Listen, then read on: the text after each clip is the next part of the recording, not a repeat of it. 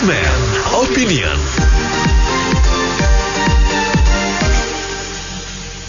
Mitra bisnis, OJK resmi mencabut izin Wana Arta Life. Menurut OJK, nanti akan ada tim likuidasi yang akan membagikan aset Wana Arta Life untuk nasabahnya meski jumlahnya dipastikan tidak semuanya. Apalagi aset Wana Arta Life sebesar 2,4 triliun pada kasus Jiwasraya saat ini juga sudah disita oleh negara. Belum lagi ada kasus penggelapan dana nasabah yang diduga melibatkan 7 petinggi dan pemilik Wana Arta Life. Baik, apa komentar Anda mitra bisnis mengenai nasib nasabah Wana Arta Life yang terkesan terkatung-katung dan apa yang harus dilakukan pemerintah? Silakan berikan opini Anda di 633-9160, 633-9160. Walaupun saya bukan ahli hukum ya, seperti contoh sekarang, uang nasabah kok disita untuk pemerintah, kan lucu kan? Kan lucu kan, uang nasabah untuk pemerintah ditarik.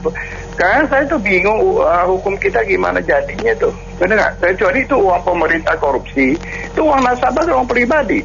Kok disita pemerintah sih? Berarti maling dong. Kalau bahasa Mandiri saya hancai dong, benar. Terima kasih. Harusnya pemerintah memproteksi ya melalui OJK yang telah memberikan referensi untuk bisa mengembalikan secara penuh dana nasabah, karena yang mendaftarkan Arta Life itu kan tentunya diterima juga oleh OJK. Jadi ini harus berkesinambungan menjadi satu kolaborasi gitu loh. Jadi kalau nanti udah tercantum kemudian dilepas begitu aja, ya kasihan nasabahnya tentunya kan. Berulang kali kejadian ini akan selalu terulang karena nasabah mungkin tergiur dengan jumlah bunga yang diberikan. Saya kira demikian. Ya, jadi saya pikir kejadian-kejadian seperti Wana Arta atau Jiwasraya sebelumnya ya, ini bukti bahwa divisi pengawasan asuransi di OJK itu memang tidak bermanfaat gitu. Mereka tidak melaksanakan tugasnya dalam hal pengawasan. Karena sebenarnya sebelum sebuah perusahaan asuransi default seperti ini kan laporan keuangannya dan berbagai macam rasio-rasionya kan pasti sudah menunjukkan mengarah kepada wan prestasi. Namun OJK yang mungkin juga memiliki divisi pengawasan asuransi, apa yang dia lakukan? Tidak ada. Jadi saya pikir sebelum ini kita pindahkan masalahnya kepada kurator dan nanti kurator akan membagi sesuai dengan kreditur yang terkait, termasuk di sini pemegang polis. Yang perlu diminta pertanggungjawaban adalah divisi OJK itu. Karena kalau mereka itu tidak diperbaiki, percayalah Pak, bahwa bisa terjadi, kita khawatirkan dan patut diwaspadai, jangan terjadi Wana Arta lainnya hanya karena divisi OJK ini nggak tahu apa yang mesti kerjain, gitu, yang bagian asuransi. Terima kasih. Agar hal-hal seperti ini tidak terjadi lagi, tentu secara aturan ya di OJK atau aturan lembaga keuangan non-bank ini harus diperketat pengawasnya yang punya integritas.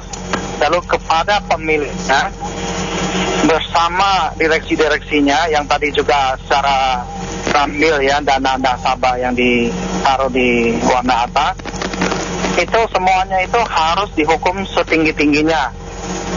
Jadi jangan hanya sebagian yang diambil kembali saja. Nasabah adalah korban yang paling langsung, lalu terkatung-katung sekian lama. Sebaiknya itu semua dipaksa untuk mengembalikannya, bukan hanya di penjara saja. Misalnya contoh, kalau misalnya mereka itu uangnya itu kan dari mana saja ya si nasabah itu, ada yang apa sajalah.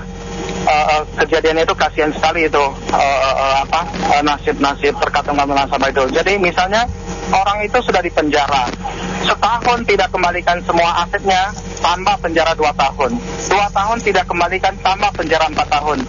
Panggil istrinya, panggil anaknya, panggil itu si kroni-kroninya, atau panggil dia punya petinggi direksinya, direkturnya, dan rekanan-rekanannya itu.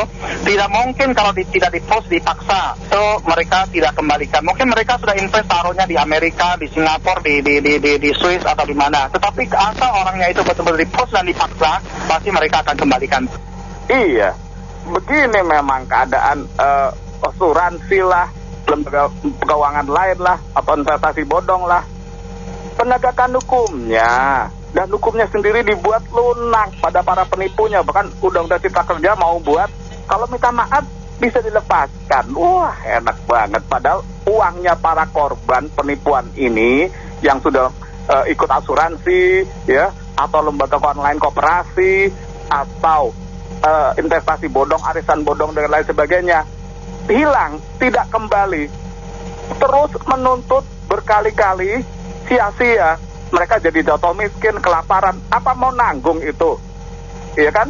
Mereka-mereka yang terlibat, baik aparat penegak hukumnya yang memperunak mereka, undang-undangnya lunak-lunak, maupun para penipunya. Kan melibatkan ini pejabat tinggi juga ya kemungkinan ya.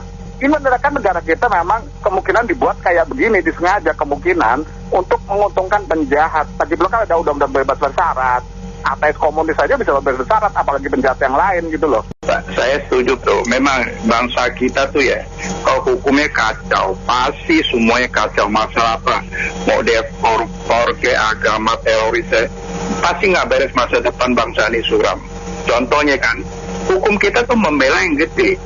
Yang galaknya sama tuh pencuri ayam, pencopet, nenek-nenek yang susah, nyorong tetangga punya apa, tangga, itu yang galak. Hukum kita tuh kelihatannya ada kong kali kong tuh nggak? Tuh kita nggak tahu mainannya gimana tuh. Itu pandangan saya tuh. Dan terima kasih. Kejadian berulang-ulang. Tadi katanya aset-asetnya disita negara. Ya kita mau tahu, sampai detik ini kasus-kasus yang sudah aset-asetnya disita negara itu dikembalikan nggak kepada nasabah-nasabahnya yang dirugikan. Banyak kan kasus-kasus aset disita negara, kayak yang Indraken inilah itulah. Itu kayak begitu-gitu aja. Sampai sekarang nasabah-nasabah yang dirugikan uangnya nggak kembali, disita negara. Nah kembali lagi kita bilang disita oleh negara, itu diaudit juga tidak, diberitahukan juga ke khalayak ramai tidak, apa hanya sekedar omongan saja disita negara. Entah uangnya kemana kita nggak tahu. Jadi kembali lagi, kalau memang betul disita negara, ini diselesaikan lah. Karena udah disita kan, kalau udah segala tetek bengeknya udah selesai, kembalikan itu uang-uang yang dirugikan nasabahnya. Cuman itu saja kok saya bilang. Kembali lagi, ini terulang-ulang sampai kapan kita nggak akan hilang yang kayak begini-beginian. Ya kembali lagi, kita gaji mereka pengelola negara ini, tapi ya carut-marut masih terus berjalan begitu saja. Terima kasih, Assalamualaikum. Kira begini ya, kita ini kondisinya sangat bagus ya. Regulator dalam lain kata itu OJK mestinya jauh di depan. Kita lihat kasus ya, contoh kasus N Group mau go public, di stop sama pemerintahan Cina. Kenapa? Karena hal-hal itu bisa terjadi di belakangan. Kita ini begitulah, kasih lewat, kasih hidup, kasih kumpulin duit dulu, dia udah gede berapa puluh T dulu, nanti urusannya belakangan. Nah itulah yang bikin rusak. Jadi kalau nggak boleh ya bilang dari depan, nggak boleh, langsung stop dari awal. Kita ini ya, jadi regulator ini udah nggak benar. Saya kira mentalnya udah salah. Namanya disuruh jadi regulator, mana boleh mana nggak boleh mesti jelas. Binatang itu apa, jantan apa perempuan, ya harus jelas. Nggak boleh, harus tegas, jangan tergiur sama kapital ya. Dikasih jabatan nanti begitu lah, pensiun kesini lah begitu lah. Itu yang bikin rusak. Saya kira kalau begini terus ya, sistem kapitalis ini akan menggerogoti kredibilitasnya sendiri. Kita lihat Amerika, itu banyak hal nggak benarnya. Oke, demokrasi semua boleh ngomong seenak perut. Lama-lama ini rusak sendiri. Bangsa jadi pecah belah. Hal ini kan sama juga merusak pasar keuangan dan konsumen selalu dirugikan. Pemerintah dijadiin tong sampah, urus sendiri. Pemerintah kan juga uang rakyat juga. Saya kira harus tegas. Kayak Pak Hugeng, Kapolri waktu zaman dulu juga orangnya baik, jujur. Pak Soekarno, B.J. Habibie dan beberapa pejabat di Indonesia juga ada yang baik. Cuman sayangnya ini, kalau menurut saya sekarang ini ya, orang-orang baik itu suka tersingkir ya, kayak Dr. Terawan. Itu baik, bela bangsa dan negara, tapi malah disingkirkan oleh IDI. Dan sayangnya Pak Jokowi walaupun baik, saya percaya Pak Jokowi itu nggak mungkin korupsi. Tapi sayangnya tuh Pak Jokowi itu lemah, itu doang. Kalau Pak Jokowi itu berani dan tegas, seperti Pak Harto tapi minus korupsi ya. Pak Jokowi ini nggak korupsi, cuman kurang tegas menurut saya. Sebenarnya kasus-kasus kayak gini bisa diselesaikan, karena presiden itu kan pemegang kekuasaan. OJK itu di bawah presiden. Mestinya kalau di bawah presiden, Pak Jokowi mesti lebih tegas. Kalau memang OJK itu dijadiin sapu atau istilah orang satpam gitu ya. Kalau satpamnya nggak benar, satpamnya kerja sama maling, istilah kasarnya maling gitu, yang merugikan nasabah, itu sebaiknya satpam-satpam itu dipecat. Kan masih banyak orang di Indonesia yang baik dan juga pintar, menurut saya masih banyak ya.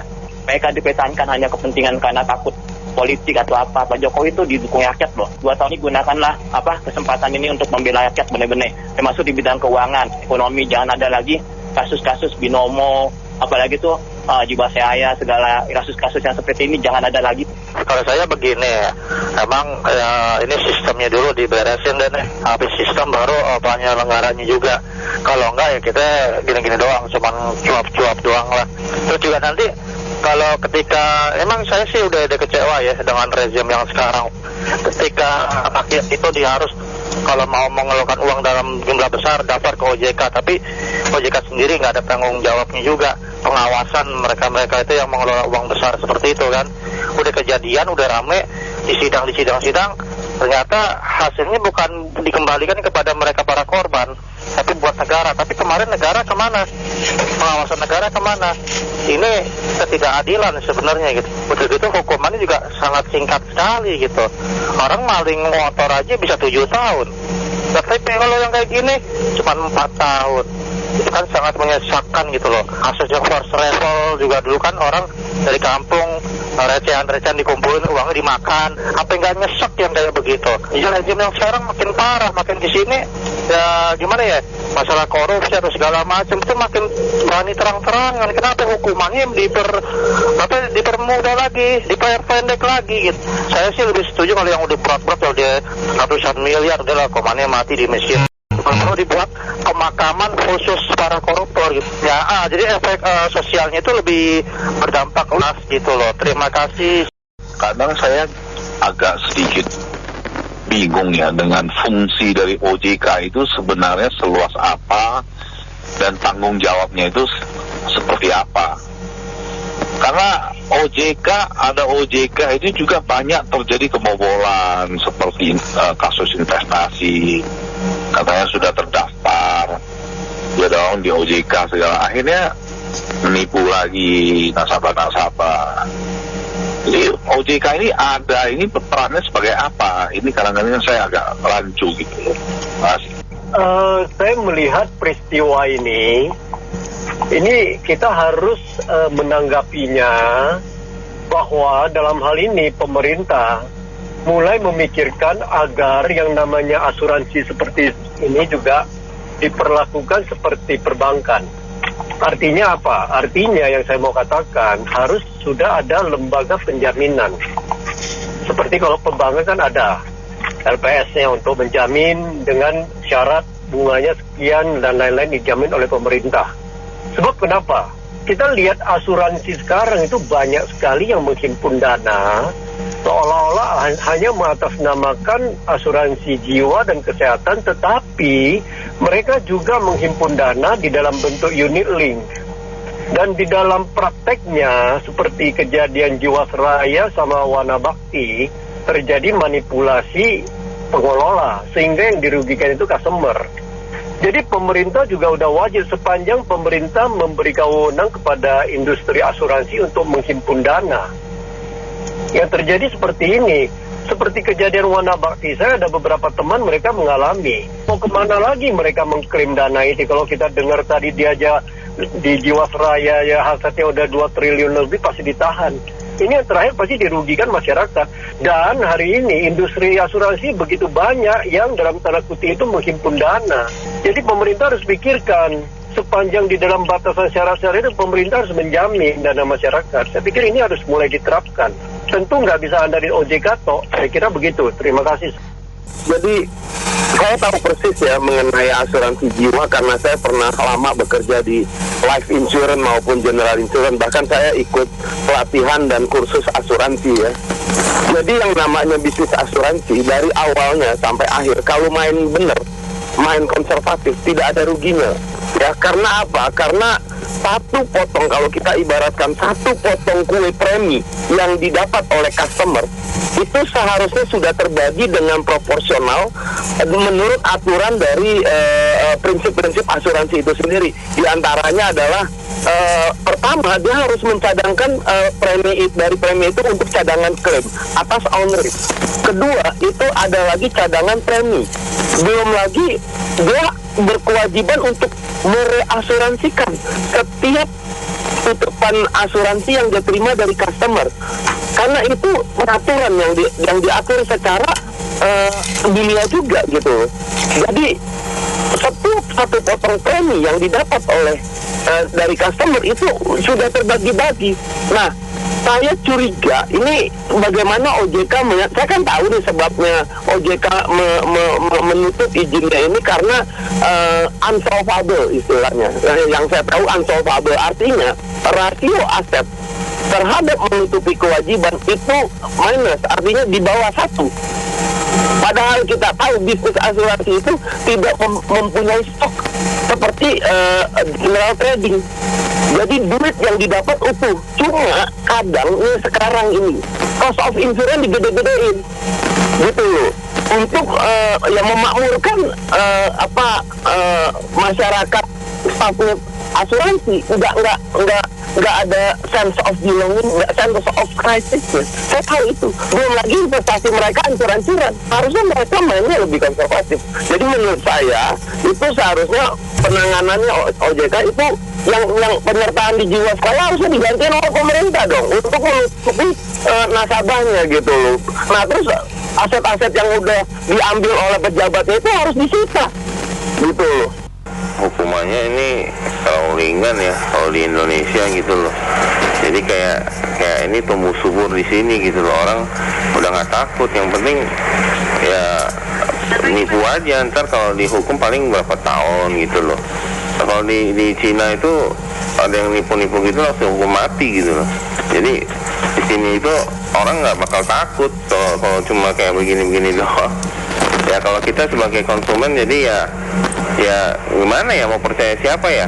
Jadi ya resiko tinggi sih, jadi masuk resiko tinggi ini investasi. Oke, makasih. Kalau sebagai nasabah itu sangat simpel sekali.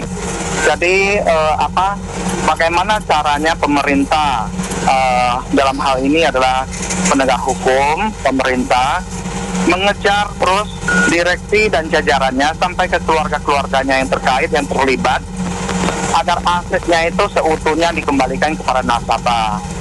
Itu kan harapan semua nasabah, betul nggak sih? Harapannya begitu. Jadi dikejar terus sampai kemanapun mereka berada.